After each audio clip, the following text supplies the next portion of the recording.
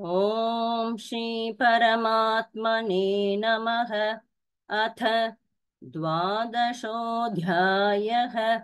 भक्तियोगः। अर्जुन उवाच एवं सततयुक्ता ये भक्तास्त्वां पर्युपासते ये चाप्यक्षरमव्यक्तं तेषां के योगवित्तमाः। श्रीभगवानुवाच मय्यावेश्य मनो ये मां नित्ययुक्ता उपासते श्रद्धया परयोपेताः ते मे युक्ततमा मताः। ये त्वक्षरमनिर्देश्यम् अव्यक्तं पर्युपासते सर्वत्र गमचिन्त्यं च कूटस्थमचलं ध्रुवम् सन्नियम्येन्द्रियग्रामं सर्वत्र समबुद्धयः ते प्राप्नुवन्ति मामेव सर्वभूतहिते रताः। क्लेशोऽधिगतिरस्तेषाम् अव्यक्तासक्तचेतसाम् अव्यक्ता हि गतिर्दुःखम् देहवद्भिरवाप्यते ये तु सर्वाणि कर्माणि मयि सन्न्यस्य मत्पराः अनन्येनैव योगेन मां ध्यायन्त उपासते तेषामहं समद्धर्ता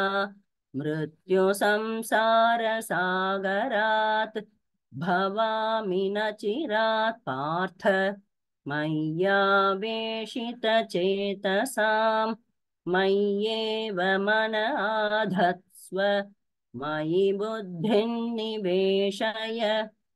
निवसिष्यसि मय्येव अत ऊर्ध्वन्न संशयः। अथ चित्तं समाधातुं न शक्नोषि मयि स्थिरम् अभ्यासयोगेन ततः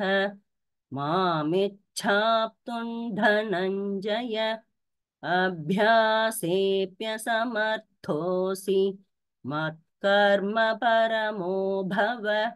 मदर्थमपि कर्माणि कुर्वन् सिद्धिमवाप्स्यसि अथैतदप्यशक्तोऽसि कर्तुं मद्योगमाश्रितः सर्वकर्मफलत्यागं ततः कुरु यतात्मवान् श्रेयो हि ज्ञानमभ्यासात् ज्ञानाध्यानौ विशिष्यते ध्यानात् कर्मफलत्यागः त्यागाच्छान्तिरनन्तरम् अद्वेष्टा सर्वभूतानां मैत्रः करुण एव च निर्ममो निरहङ्कारः समदुःखसुखः क्षमी सन्तुष्टः सततं योगी यतात्मा दृढनिश्चयः मय्यर्पितमनो बुद्धिः यो मद्भक्तः स मे प्रियः यस्मान्नो द्विजते लोकः लोकान्नो द्विजते च यः हर्षामर्षभयोद्वेगैः मुक्तो यः स च मे प्रियः अनपेक्षशुचिर्दक्षः उदासीनो गतव्यथः सर्वारम्भपरित्यागी यो मद्भक्तः स मे प्रियः यो न हृष्यति न द्वेष्टि न शोचति न काङ्क्षति शुभाशुभपरित्यागी भक्तिमान्यः स मे प्रियः समशत्रौ च मित्रे च तथा मानापमानयोः शीतोष्णसुखदुःखेषु समः सङ्गविवर्जितः तुल्यनिन्दास्तुतिर्मौनी सन्तुष्टो येन केनचित् अनिकेतस्थिरमतिः भक्तिमान् मे प्रियो नरः ये तु धर्म्यामृतमिदं यथोक्तं पर्युपासते श्रद्दधानामत्परमाः भक्तास्तेतीव मे प्रियाः ॐ तत्सदिति श्रीमद्भगवद्गीतासु उपनिषत्सु ब्रह्मविद्याया योगशास्त्रे श्रीकृष्णार्जुनसंवादे भक्तियोगो नाम द्वादशोऽध्यायः सर्वधर्म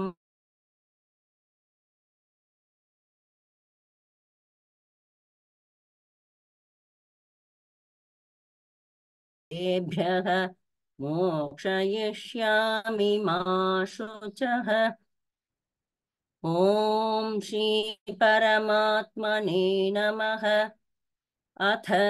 त्रयोदशोऽध्यायः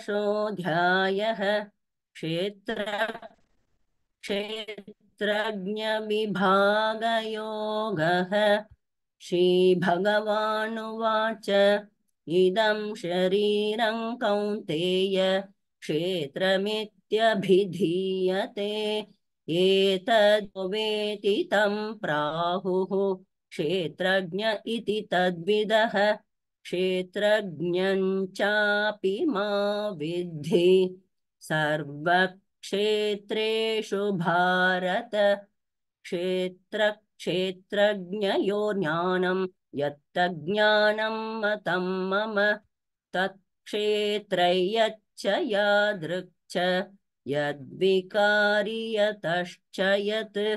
स च यो यत्प्रभावश्च तत्समासेन मे शृणु ऋषिभिर्बहुधा गीतं छन्दोभिर्विविधैः पृथक् ब्रह्मसूत्रपदैश्चैव हेतुमद्भिर्विनिश्चितैः महाभूतान्यहङ्कारः बुद्धिरव्यक्तमेव च इन्द्रियाणि दशैकञ्च पञ्चचेन्द्रियगोचराः इच्छा द्वेषः सुखं दुःखं सङ्घातश्चेतना धृतिः एतत् क्षेत्रं समासेन सविकारमुदाहृतम् अमानित्वमदभित्वम् अहिंसा क्षान्तिरार्जवम् आचार्योपासनं शौचं स्थैर्यमात्मविनिग्रहः इन्द्रियार्थेषु वैराग्यम् अनहङ्कार एव च जन्म मृत्युजरा व्याधि दुःखदोषानदर्शनम् आसक्तिरणभिष्वङ्गः पुत्रदारगृहादिषु नित्यं च समचित्तत्वम् इष्टानिष्टोपपत्तिषु मयि चानन्ययोगेन भक्तिरव्यभिचारिणी विविक्तदेशसेवित्वम् अरतिर्जनसंसदि अध्यात्मज्ञानवित्वयत्वं तत्त्वज्ञानार्थदर्शनम् एतज्ज्ञानमिति प्रोक्तम् अज्ञानै यदतोऽन्यथा ज्ञेयै यत्तत् प्रवक्ष्यामि यज्ञात्वामृतमश्नुते अनादिमत्परं ब्रह्म न सत्तन्नासदुच्यते सर्वतः पाणिपादं तत् सर्वतोक्षिशिरोमुखं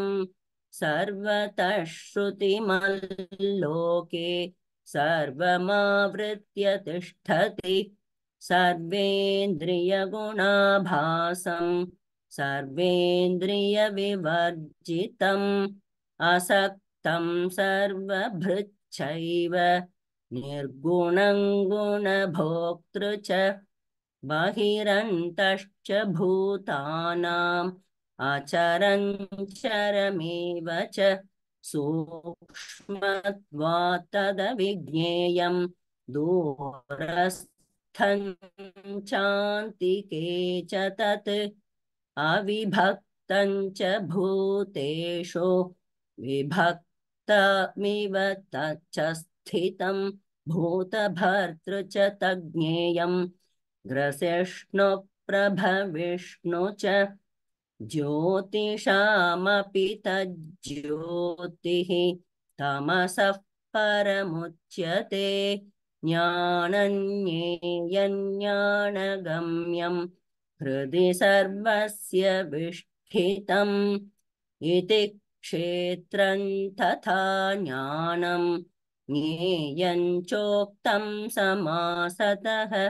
मद्भक्त एतद्विज्ञाय मद्भावायोपपद्यते प्रकृतिं पुरुषं चैव विध्यनादि उभावपि विकारांश्च गुणांश्चैव विद्धि प्रकृतिसम्भवान् कार्यकारणकर्तृत्वे हेतुः प्रकृतिरुच्यते पुरुषः सुखदुःखानां भोक्तृत्वे हेतुरुच्यते पुरुषः प्रकृतिस्थो हि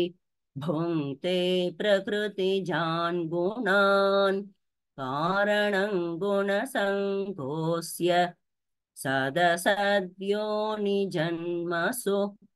उपद्रष्टानुमन्ता च भर्ता भोक्ता महेश्वरः परमात्मेति चाप्युक्तः देहेऽस्मिन् पुरुषः परः य एवं पुरुषं प्रकृतिं च गुणैः सह सर्वथा वर्तमानोऽपि न स भूयोऽभिजायते ध्यानेनात्मनि पश्यन्ति केचिदात्मानमात्मना अन्ये साङ्ख्येन योगेन कर्मयोगेन चापरे अन्ये त्वेवमजामनन्तः श्रुत्वान्येभ्य उपासते तेऽपि चातितरन्त्येव मृत्युं श्रुतिपरायणाः यावत् सञ्जायते किञ्चित् सत्त्वं स्थावरजङ्गमम् क्षेत्रज्ञसंयोगात् तद्विद्धि भरतर्षभ समं सर्वेषु भूतेषु तिष्ठन्तं परमेश्वरं विनश्यत्स्व विनश्यन्तं यः पश्यति स पश्यति समं पश्यन् हि सर्वत्र समवस्थितमीश्वरं न हि नत्स्त्यात्मनात्मानं ततो याति परां गतिम् प्रकृत्यैव च कर्माणि क्रियमाणानि सर्वशः यः पश्यति तथात्मानम् अकर्तारं स पश्यति यदा भूतपृथग्भावम् एकस्थं इत्थमनुपश्यति तत एव च विस्तारं ब्रह्म सम्पद्यते तदा अनादित्वान् निर्गुणत्वात् परमात्मायमव्ययः शरीरस्थोऽपि कौन्तेय न करोति न लिप्यते यथा सर्वगतं सौक्ष्म्याद् आकाशन्नोऽपि लिप्यते सर्वत्रावस्थितो देहे तथात्मानोपलिप्यते यथा प्रकाशयत्येकः कृत्स्नल्लोकमिमं रविः क्षेत्रं क्षेत्री तथा कृत्स्नं प्रकाशयति भारत क्षेत्रक्षेत्रज्ञयोरेवम् अन्तरज्ञानचक्षुषा भूतप्रकृतिमोक्षं च ये विदुर्यान्ति ते परम् ॐ तत्सदिति श्रीमद्भगवद्गीतासु उपनिषत्सु ब्रह्मविद्याया योगशास्त्रे श्रीकृष्णार्जुनसंवादे क्षेत्रक्षेत्रज्ञविभागयोगो नाम त्रयोदशोऽध्यायः सर्वधर्मान् परित्यज्य मामेकं शरणं व्रज